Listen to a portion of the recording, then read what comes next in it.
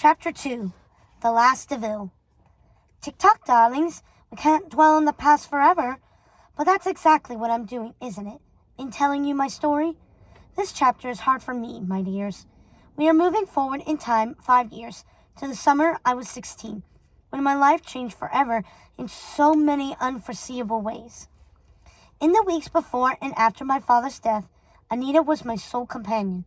Mama was off visiting her sister when Papa became ill, and we were having a heck of a time trying to reach her so we could let her know she should come home.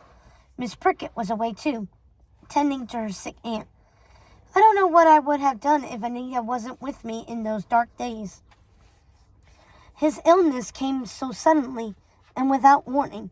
My father's Clark Gable smile and bright flashing eyes became dim and faded. He wasn't the man I knew, the man who sat with me in the evenings before I went to sleep and brought me books of fairy tales and adventures, or priceless jade earrings from distant enchanted lands.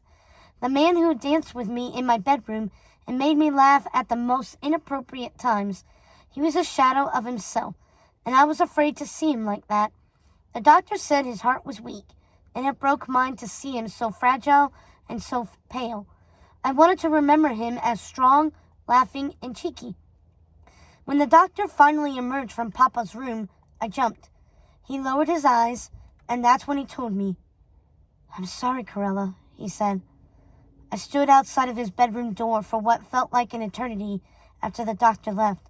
After he told me my Papa would die, I couldn't fathom it, and I couldn't bring myself to face him. I couldn't let him see the look of grief on my face. I wanted to be strong for him, but I couldn't do it. Then Anita appeared, like an angel. Ever since she was a little girl, she seemed angelic to me with her small features, light hair, and sharp little nose. If you didn't know better, you'd think she was a lady, a real lady. And to me, she was. The only things that gave her away were her bookishness and the smart and efficient way she dressed. Anita wasn't in for frills. She dressed sensibly, but still managed to look stylish in her simple, light blue A-line skirt and pink blouse. She had been down in the kitchen with the servants arranging for the evening meal and generally acting in my mother's place so I would be free to focus on my Papa. "Corella, what are you doing? Are you okay?" she asked. Anita was taking care of everyone, not only the servants, by keeping them informed and reassuring them, but me as well. I don't know how she did it all. "The doctor just left, Anita. He said..." She put her hand on my arm softly. She could tell I was about to cry. "I know, Corella. He told me," she said, trying not to cry herself. "You must be devastated. How is your father doing now? Is he sleeping?" "I haven't been in since the doctor left. I can't go in there, Anita. I can't face him. I was so afraid to see my father so frail. Perhaps if Mama had been there, I could have been braver. But I couldn't find the courage to say goodbye to him. I couldn't face that he was actually leaving us." "Of course you can, Corella. You have to," said Anita, squeezing my arm. "He loves you so much, Corella, and I know you love him. I wish Mama was here. Has Jackson tried calling again? She will be devastated if she..." Anita gave me a weak smile.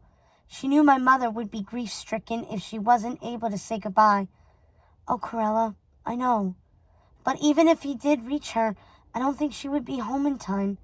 At least, that's how the doctor made it sound. I was so afraid that is what he would say. But Corella, you have to be brave. You're the strongest girl I know. And you have to be strong for your Papa. Your Mama isn't here, and he needs you." She took my hand sweetly, but I could feel her strength even in her light touch. I felt she was the strongest person I knew, aside from my Mama. How else could she endure her life as it was, living between worlds, not fitting in with the servants downstairs or with the family upstairs? How else could she have taken my Mama's place and helped me through my Papa's illness? As far as I was concerned, she was my family. Go now, Corella. Kiss your father before it's too late. Tell him you love him. Tell him all the things you ever wanted to know. Let him take your sweet words with him to a place you cannot follow. I wanted to cry right then.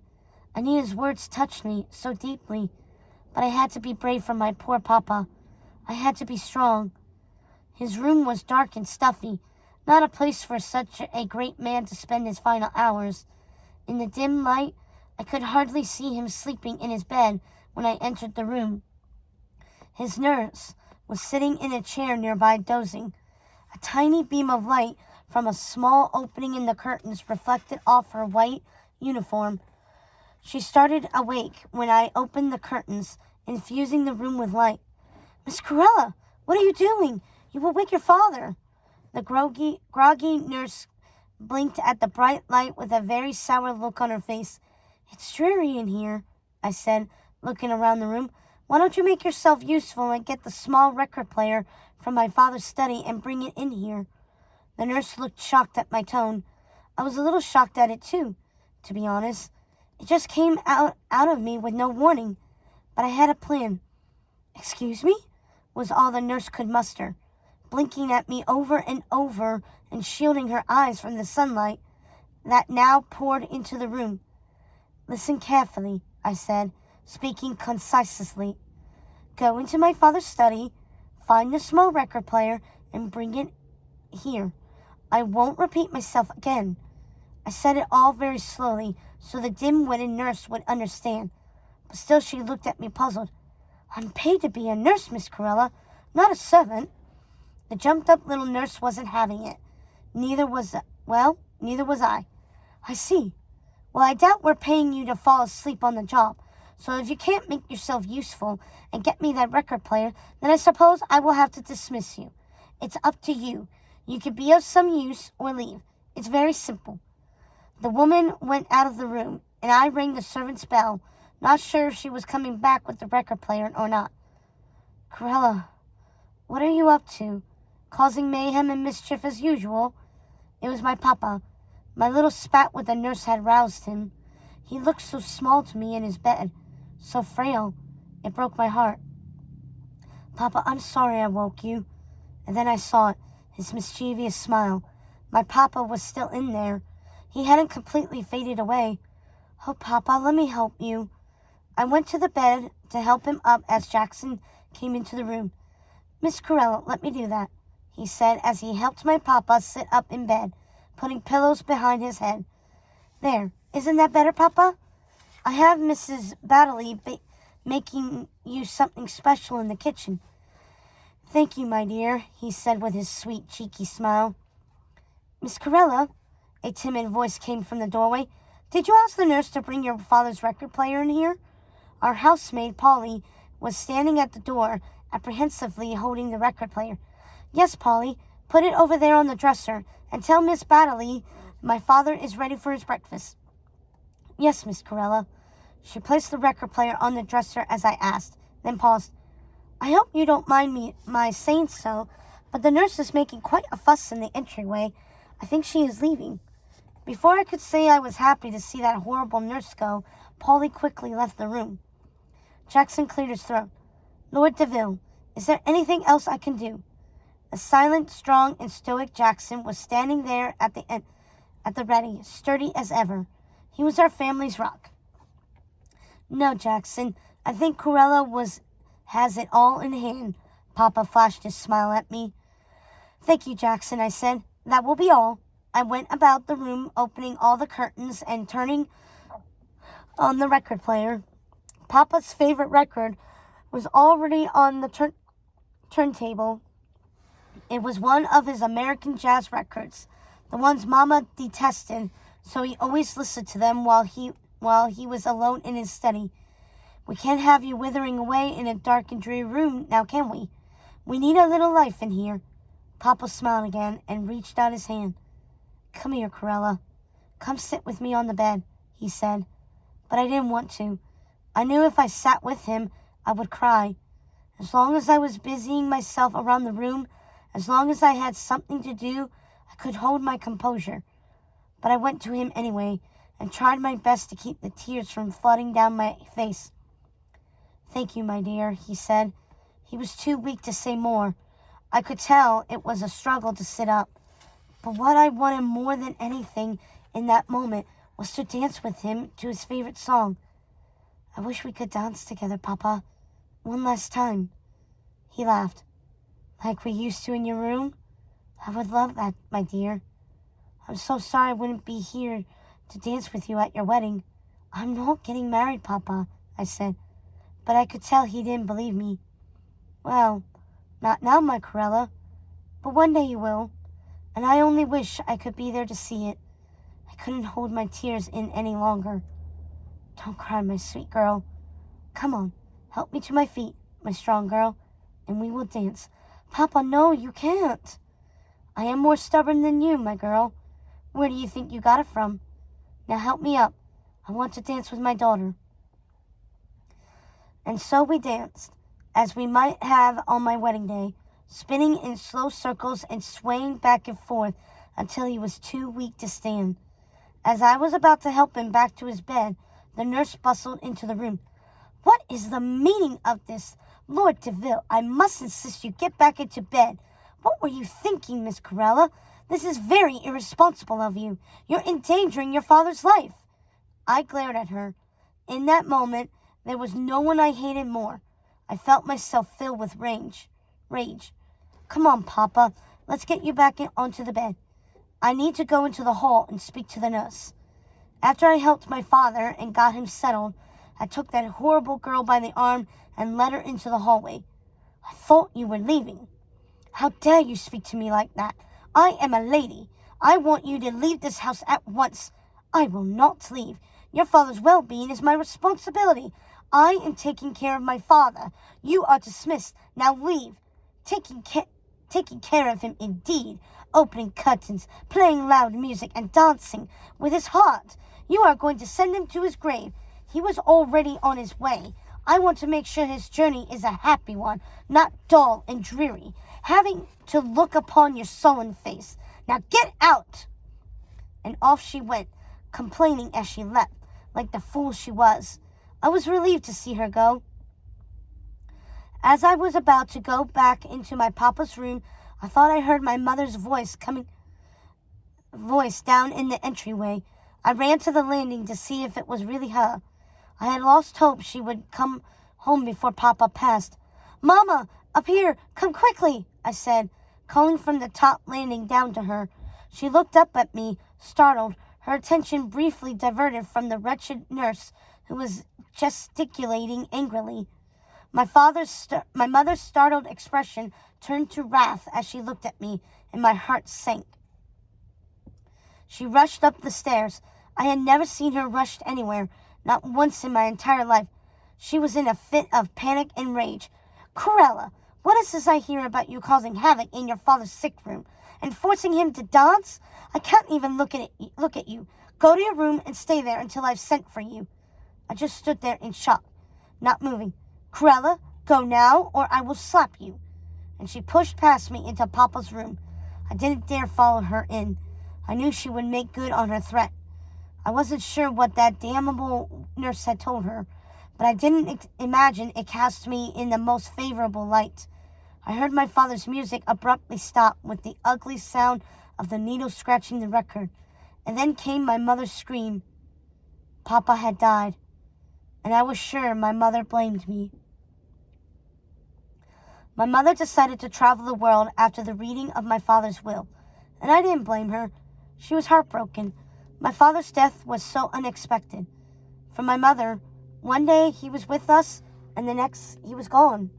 She wasn't even able to say goodbye. By the time she was done berating me for all the hateful lies the nurse had told her, my father had quietly slipped away from us. My mother was in shock, and so was I. It was strange living in a world without Papa. I miss his nightly visits with our talks, and I miss his laugh most of all. And his smile. Oh, how I missed his mischievous smile. I must have sat at my vanity for an hour, trying to decide if I wanted to wear the jade earrings Papa gave me to his funeral. I imagined it would make him smile to see me wearing them, but when I put them on, the oddest feeling came over me. It was probably all in my mind, but they made me feel so odd, so unlike myself, and I was already feeling out of sorts, trying to get used to living in this new world without Papa. In the end, I decided not to wear them. Our solicitor came by the evening after the funeral to read Papa's will. He was a funny little man, Sir Huntley. He had a round face with small round spectacles, and his jowls jiggled when he spoke. He sat in the morning room silently watching him go through his papers until he finally arrived at the papers he was looking for. He cleared his throat and began reading. I, Lord DeVil, being of sound mind and body. My father cut Sir Huntley off. Please, Sir Huntley, if you don't mind, just get on with it. Sir Huntley cleared his throat again, shuffling the papers a little more. Very well, Lady DeVil, if that's what you'd prefer. Your husband, Lord DeVil, has left the entirety of his fortune in trust to his daughter, of which I am to be executor until her 25th birthday. The man looked like he might pop with nervousness. Or perhaps he was fearing my mother might explode with anger. I could see by the look on his face he was expecting some sort of tantrum, some sort of theatrics. But my mother was, at least for the moment, containing her outrage. She just sat there looking at him silently. I don't know if she was in shock or disbelief. Lady DeVil, did you hear me? And then it happened. The explosion he had clearly been bracing himself for. Of course I heard you. And what am I to do? What am I expected to do? How am I supposed to live? Can you tell me that? My mother had startled the man so violently and made his jowls quiver again, but he bravely continued. Lord DeVil has made provisions for you in his will. You will be given a lifetime yearly allowance. And the house, its possessions, she demanded. She stood up swiftly and dramatically, causing the poor solicitor to shrink back in his chair like a frightened, beady-eyed mole. Those two have been left to Miss Cruella and cannot be touched, along with the capital, he said, his hands shaking. She threw her glass, sending it crashing to the floor. Sir Huntley looked scandalized. I swear if he had been able, he would have sunken into his chair and disappeared. If that is all, she said dismissively, you may leave now, Sir Huntley. Mamma was angry, angrier than I had ever seen her. But the funny little man in the tweed suit didn't budge. He didn't take her cue to leave even when she stood up. I'm sorry, Lady DeVil, but I'm afraid there are conditions Miss Cruella needs to be made aware of before I leave, he said, looking rather uncomfortable at this unusual and unsightly show of emotion. Well then, as neither of you have need for me any longer, I will excuse myself, Mamma said, storming out of the room.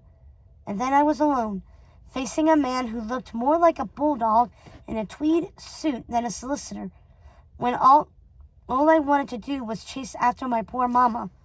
Sir Huntley shuffled his papers rather uncomfortably for a few more moments before breaking the silence. I'm sure your mother is under tremendous stress, he said, trying to excuse her behavior. Your father wanted to be clear about the conditions of his will. He wants you to keep the DeVil name even after you marry.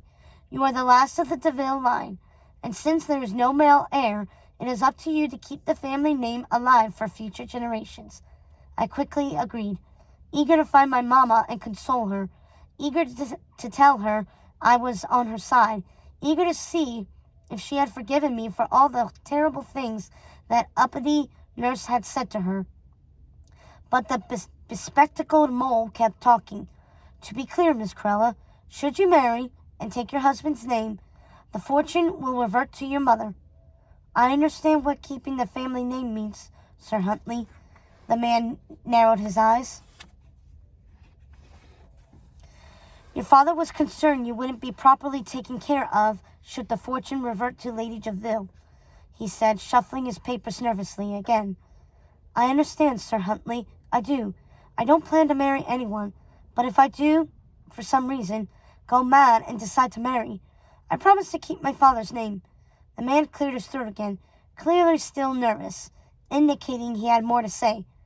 You say this now, Miss Cruella, but there may be a day when you meet someone who changes your mind. Sir Huntley was right, but neither of us knew it yet.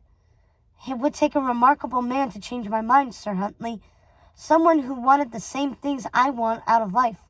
Someone willing to give me my independence and be willing to take my father's name. Someone like my father. But I doubt I will ever meet such a man. And if I do, I assure you, sir, I will pressure my father's name. It's the least I can do for such a great man. Sir Huntley looked relieved, but still had no intention of letting me go after my mamma to see if all was well between us. I desperately wanted to see her before she left for her trip. He also left a message, Miss Corella. It's rather personal, but I trust you will understand its meaning. He cleared his throat, continuing. He said to find someone worthy of you. He said he would rather have someone treat you like a treasure than give you treasures. Someone who shows you his love with his words and his actions, not by buying you gifts. Thank you, Sir Huntley. I believe I understand, I said. I stood to signal it was time for him to leave.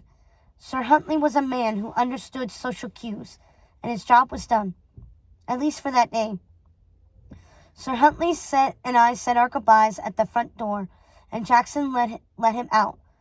I was longing to go up and see my mother, but as I turned to make my way up the stairs, I met Anita coming down to them. Corella, how are you? Let's go upstairs to your room. You must be exhausted. Would you like me to get you some tea? Anita was always there for me, always so sweet. Thank you, Anita, but I want to check on my mama. By the door, Jackson cleared his throat. Miss Corella, he said, your mother has already left for her trip. I know she was sorry she couldn't say goodbye herself. I was confused, but to say so would show I didn't know what was going on in my own household. I didn't want to betray my composure, but I think Jackson read the look of surprise on my face. He knew the rules. He acted as though I knew of my mother's plans, even though I did not. Her trip around the world, miss. I'm sure she told you about it, and it simply slipped your mind with the recent events. She said to let you know she would be back by the end of summer in time to see you off to boarding school. Yes, her trip, of course. My mind was reeling. She had been with me in the morning room just moments earlier. But her things, how did she pack so quickly? I asked. Her trunks were already packed and waiting in the car, he said. Already packed. She must have packed them as soon as Papa died, and she hadn't told me. She just left without saying goodbye. Anita took my hand gently in hers, and even though it felt like my world was falling apart, somehow that gave me the strength to keep going. I remember saying something to the effect of, I see. Very well, Jackson. Miss Anita and I will take our lunch in the dining room today, or something of the like. I was the lady of the house, after all. That is, at least until my mother returned home, and I needed to start acting like it.